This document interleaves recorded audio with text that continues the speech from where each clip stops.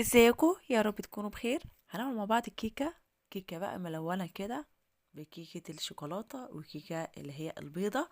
زي ما انت شايفه، هتعملي اجمل كيكه وارق كيكه بابسط الطرق جدا، مش مكلفه ولا اي حاجه. زي ما انت شايفه، هتجيبي كوبايتين من الدقيق، كوبايتين من اللبن، كوبايه من السكر، وكوبايه مع سمنه وزيت، وثلاث بيضات بس، من غير اي تكلفه تانية. زي ما انت شايفه،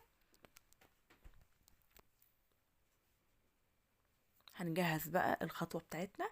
هتجيبي الكوباية السكر، بس اهم حاجة تكون كوباية السكر تكون من الكبيرة، علشان الكاكاو بيكون في سنة مرارة كده، يعني يكون مرة شوية. وبعد كده طبعا هتضيفي الكوبايتين اللبن، هتفضلي كده تقلبهم مع بعض. وبعد كده هتضيفي البيض، لو انت حابة تضيفي السكر مع البيض وبعدين تقلبيه مفيش مشكلة. لو حابة تحط كله مع بعض مفيش برضو مشكلة، انا حطيت كله مع بعضه. وبعد كده طبعا تنزلي بالسمنة، وبعد كده هتنزلي بأول حاجة بكوباية الدقيق، هتفضلي كده تقلبي فيه. طبعا انا طبعا مش بضيف الفانيليا ولا البودر دلوقتي، انا بضيفهم في الاخر خالص. هتحاولي كده تقلبي فيه علشان خاطر في العجينة، علشان خاطر مفيش اي كتلات. زي ما انت شايفة، احنا عاوزين القوام ده بالظبط. طبعا احنا هنقسمه على اتنين، عشان نوع هنعمله شوكولاتة والنوع التاني هنسيبه سادة. زي ما انت شايفة، انا قسمت وحطيت كده في كيسة كده علشان خاطر اعمل منه. وبعد كده طبعا هتجيبي نص كوباية من الكاكاو، هتفضل كده تقلبيه، تكوني انت نخلاه عشان لو في حاجة.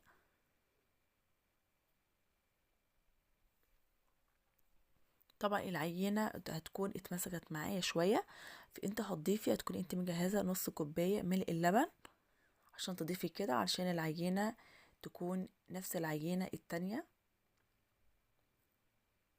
فالكل هيسا، طب ازاي عملتي 3 بيضات بالكيكة الملونة؟ هتجيبي كيس من البودر زي ما انت شايفة، وهتجيبي كيس من الفانيليا، نفس اللي انا حطيته هنا انا حطيته في الكيكة التانية اللي هي السادة البيضة.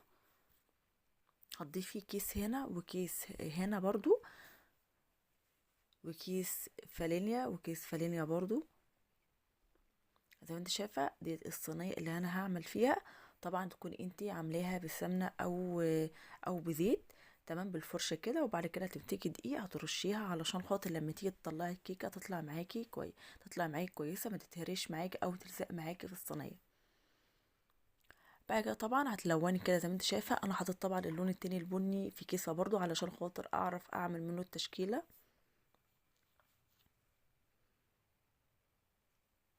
زي ما انت شايفة، هتجيبي كده كوباية وهتجيبي اللون الابيض بتاع الكيكة هتضيفيه الاول.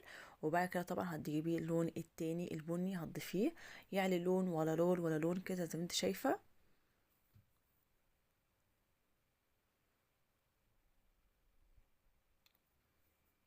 كده خلاص خلصنا الكمية اللي كانت موجودة.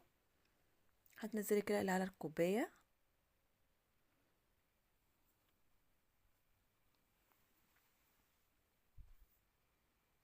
هتعملي كده طبعا تشكيلة كده، هتمسكي خلة هتعملي بقى تشكيلة شكل الوردة.